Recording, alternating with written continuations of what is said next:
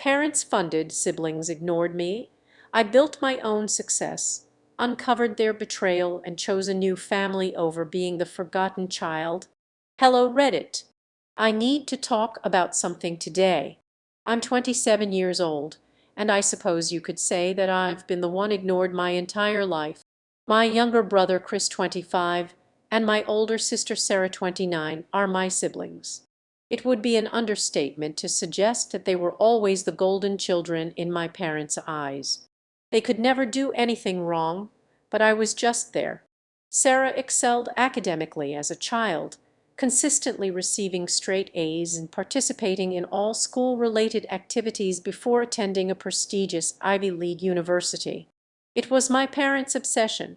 They couldn't stop raving about how delighted they were the moment she received her admission letter. I promise they invited all of her relatives and friends to a lavish celebration party. We felt as though we were celebrating Sarah's academic achievement with a second Christmas. Chris, however, didn't have to make a concerted effort. For him, everything just appeared to go smoothly. Following Sarah's example, he enrolled in a prestigious graduate program. My parents also ensured that everything was prepared for him. They purchased him a new laptop, helped him move, paid his tuition, and more. Then there was me. I attended a state college instead of an Ivy League school. Although it was a fine school, I had the impression that my parents wouldn't boast about it the way they did about Chris and Sarah. They kind of nodded and muttered something like, "That's great, Michael," when I informed them I had been accepted. But I could tell they weren't really into it. No party, no celebration. If we ordered takeaway that night, I was lucky. I made an effort to ignore it, but as I grew older, I became more aware of how different things were for me than for them. The money was just as important as the attention. Consider the wedding of Sarah. $200,000 is no laughing matter. The setting, the catering, the dress, my parents went all out. They handled it like it was the biggest thing ever. Some members of our family were even flown in from out of state. They covered all of Chris' graduate school expenses and provided him with rent assistance until he was able to support himself. They also took care of his educational loans, so he didn't even need to worry about those. But me? I asked my parents for assistance when I was just starting out in my job and required some work-related tools, things that were necessary to even get started. I received $7,000. Please understand that $7,000 is a substantial sum of money. However, it kind of hurts when you contrast that with $200,000 for a wedding or fully covering someone's tuition. I felt like I was only receiving the bare minimum so they could claim to have been helpful. And it wasn't just the cash. I always felt like the odd one out whenever our family gathered together. Every conversation at family dinners revolved around Chris' most recent accomplishment or Sarah's fancy job. As they sat there, they would discuss their upcoming extravagant vacations or improvements to their homes. I would be sitting there, consuming my meal while attempting to come up with anything to add to the discussion. What was I going to say, though, really? It seemed like my accomplishments paled in comparison to what they were doing. Hey, I just finished a big project at work, and I'm still paying off my car. One dinner in particular, perhaps a year ago, comes to mind. As was customary, the topic of conversation shifted to Sarah's most recent travel plans as we were all seated around the table.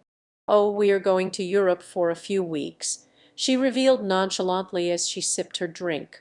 "It's just so nice that Mom and Dad are able to help out with the expenses." Chris added his voice as well, discussing some of the wedding expenses that were paid for. In a casual tone, he remarked, "I honestly don't know what we would have done without that $200,000. Emily immediately burst out laughing, saying thanks to our parents for covering everything, expressing her relief that the tuition hikes had no effect on her. They seemed to be hammering their words into my head as I sat there attempting to concentrate on my plate. It wasn't just the money.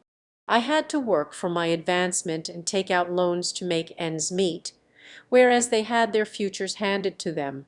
They pretended not to have to worry about it, but every dollar seemed like a fight. The worst part was that I wasn't even included in the conversation, yet nobody appeared to notice. My face became hot, my hands clenched beneath the table, and I could feel my irritation mounting until I was unable to contain it any longer. I whispered it must be nice. There was silence in the room. Everyone was watching me. It was Sarah who spoke first, with a confused and annoyed expression on her face as if she couldn't even begin to comprehend why I was unhappy. She questioned, "What's that supposed to mean, Michael?" I inhaled deeply, attempting to remain composed, but everything spilled out quickly. "It means that not all of us get everything handed to us on a silver platter. Some of us actually have to work for what we need."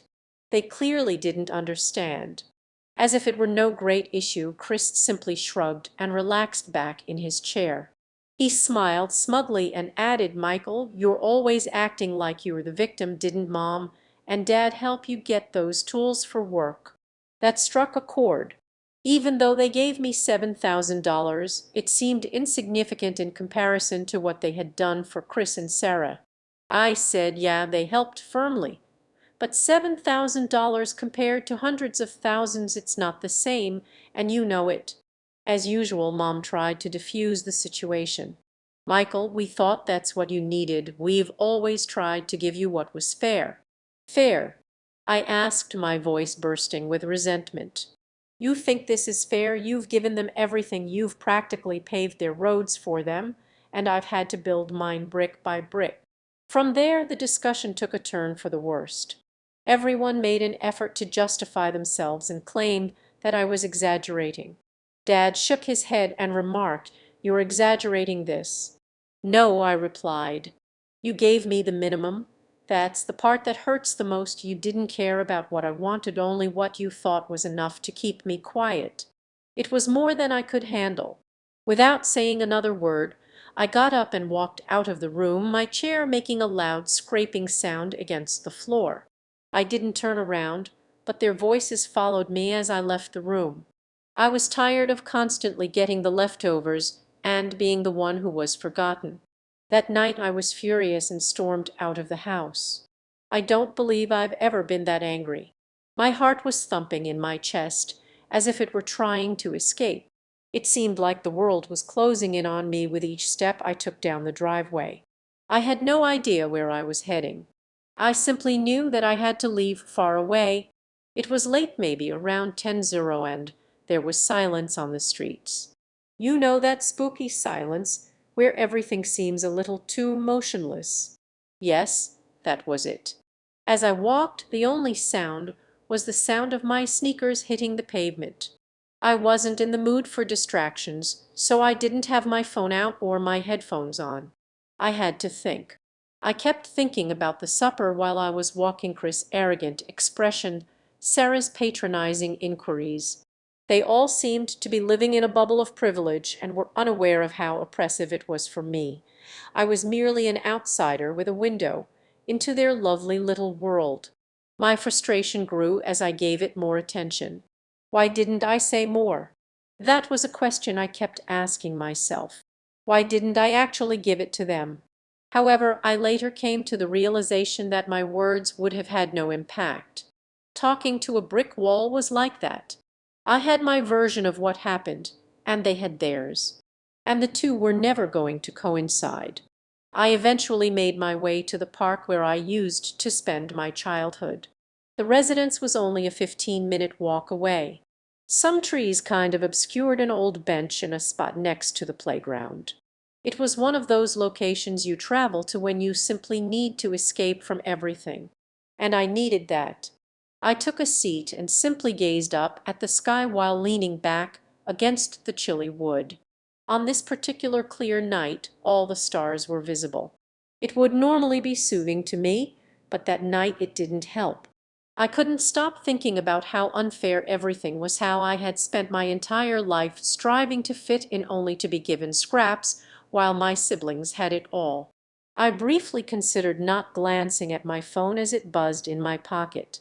However, my curiosity overcame me and I took it out. It was Emily's text. Of course. Michael, where did you go? You need to come back. Let's talk about this. Speak. Yes, exactly. I had previously heard that nothing in my family was ever resolved by talking. The routine was always the same. Mom and Dad would explain why things were the way they were, and I would be told to accept it. However, I wasn't in the mood for any more justifications. This time I stuffed my phone back in my pocket without answering the text. I began to mentally review everything as I sat there, including the years I had been ignored and the times I had felt like an afterthought. Even if I wasn't a flawless child, I still didn't deserve to be treated any less than the other kids. It wasn't truly about the money, it was about being appreciated and seen. For whatever reason, my parents had come to the conclusion that it was acceptable for me to just be overlooked. And that was where it had to end. Later on, when I did return home, I informed my family that I was no longer going to tolerate this pattern. I told them that I had spent far too long trying to keep up with the lies and pretending everything was fine. From that point on, I decided to cut off contact with them. What happened next was extraordinary. Emily tried to reach me, but I was resolute in my decision. At the same time, I found the greatest comfort in surrounding myself with people who genuinely appreciated me, friends who acted as family. Eventually, I discovered a support system of people who loved and respected me. Update: it's been a few months since I made the decision to cut ties with my family. At first, I wasn't sure what to expect. Would they fight to get me back into their lives? Would they see it as an overreaction or a fleeting moment of anger? Or, worse, would they just move on and pretend it was no big deal? Honestly, I didn't care what they did. I had spent too many years feeling invisible, trying to shrink myself into the background so that they could shine. This time I wasn't going to back down. I knew I deserved better, and even if it meant walking away from everything I had known, it was a small price to pay for my peace of mind. After that night at the park, I threw myself into building a life that wasn't defined by their expectations. I started picking up the pieces I had left behind, whether that was making new friendships, investing time in hobbies I had forgotten about, or focusing on my career. I threw myself into work, and with that focus came a sense of purpose that I had never experienced before. One of the first things I did was get into therapy. I had always brushed off the idea before, telling myself that I didn't need help. But when I found myself sitting on the couch, my legs shaking and my hands clenched, feeling like the entire weight of my family's expectations was pressing down on me, I realized that it wasn't something I could do on my own. It was in those first few sessions that I began to untangle all the resentment, hurt, and confusion I had been carrying. My therapist wasn't judgmental, she simply listened. And for the first time in my life, I felt heard. But therapy wasn't the only change. I also began to reconnect with people I had lost touch with over the years. Friends I hadn't spoken to in ages reached out to me after hearing about the rift with my family. One of them, Marcus, was a childhood friend who had been with me through thick and thin. We had lost contact when I buried myself in trying to keep up. His message was simple: "I've got your back, man. If you need anything, I'm here." His words hit me harder than I expected. The feeling of knowing someone who had seen me at my worst, my most vulnerable, was still there for me was like a lifeline. Marcus and I met for drinks a few days later, and I was honest with him about everything.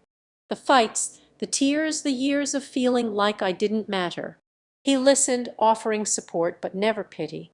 Over the next few weeks, we made plans to hang out, grab dinner, and simply talk. And in doing so, I rediscovered a part of myself.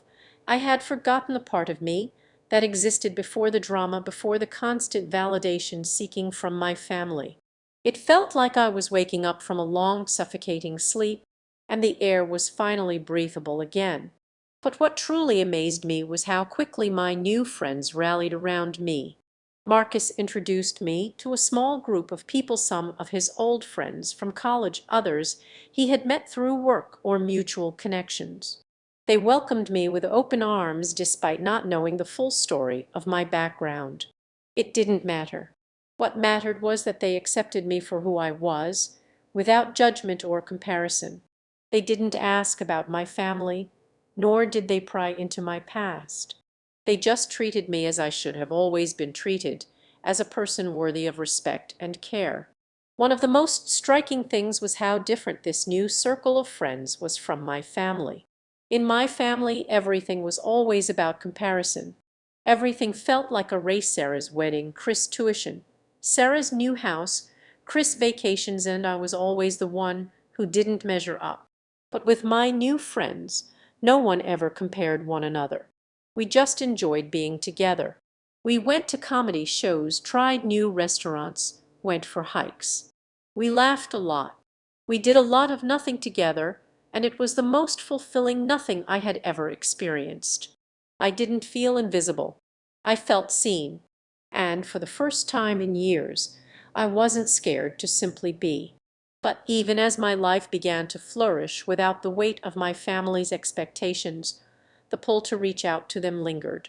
I couldn't completely ignore the guilt that gnawed at me. Had I made a mistake? Would they eventually come around and realize how much they had hurt me? Would they apologize, or would this rift be permanent?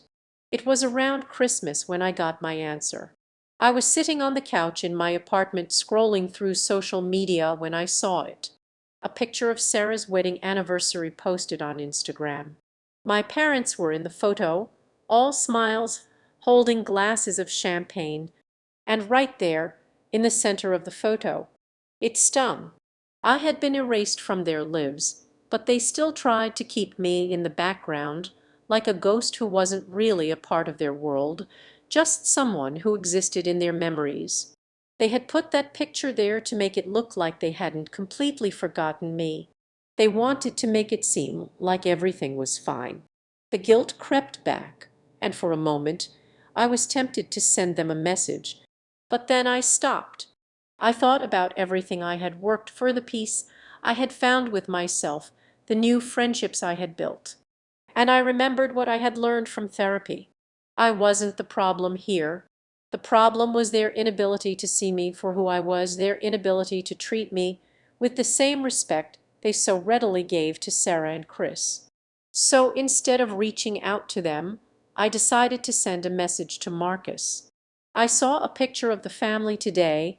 I can't explain it, but I feel. He responded almost immediately, "You've got a family. Mike, it might not be the one you were born into, but that doesn't mean it's not real. You're not alone in this." It was in that moment that everything clicked. I wasn't lost. I wasn't without family. My real family was here, friends who had never expected anything from me other than my presence, my honesty, my loyalty. I was finally free, free from the need to be the perfect child, free from the pressure to live up to their impossible standards. So I did the only thing I could think of. I deleted the photo of Sarah's anniversary from my social media feed.